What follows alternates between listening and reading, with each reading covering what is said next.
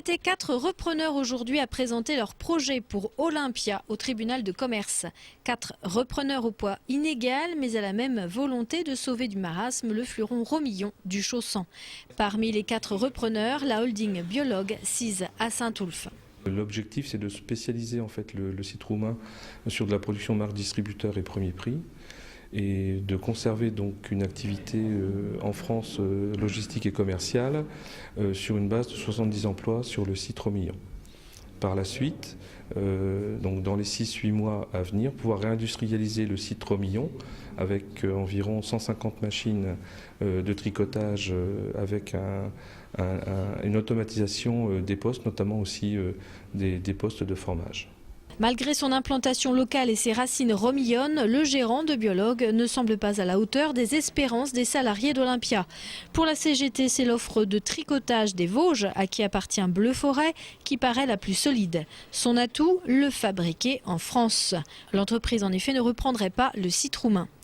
La société du Texdor PME du Nord, elle, investirait 4 millions d'euros, mais ne reprendrait pas les magasins d'usine ni la douzaine de salariés qui y travaillent. Et c'est là que le bas blesse. Même si le tribunal de commerce se réserve plusieurs jours de réflexion, il apparaît que l'offre de Gérard Labouze et de ses investisseurs turcs, messieurs Bekmezgi et Berber, attire davantage l'attention, et pour cause. Biologue propose de sauvegarder 70 emplois en France, Utex 70 emplois également, tricotage des Vosges 90. Le projet qu'on propose, c'est la reprise de 110 emplois, garantis pendant 5 ans. Et nous reprenons également l'usine de Roumanie qui comprend 423 salariés dont nous garantissons l'emploi pendant au moins 2 ans. Monsieur Bekmezgi, à mes côtés, investit dans la société plus de 4,5 millions d'euros investis en France par cet industriel turc. Et 4,5 millions, plus dans les 2 ans qui viennent 1 million supplémentaire pour des projets d'investissement direct, et notamment la fabrication de la peau d'eau chaussette à Romilly. Notre objectif, c'est de faire que Romilly redevienne un centre de décision et de fabrication de chaussettes comme il l'a été dans le passé. Gérard Labouze, du reste, connaît déjà Olympia puisqu'il en a été le PDG en 2005 et 2006. Reste que la décision sera prise par le tribunal de commerce. On n'est pas maître de notre destin. On sait que c'est le tribunal de commerce qui va rendre la décision.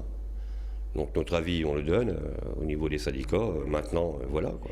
Je pense qu'ils vont se tabler sur les deux, voire 3, mais je dirais plutôt deux plus gros au niveau pour le rachat de l'entreprise et pour aussi socialement pour le maintien des emplois sur le site de Romilly.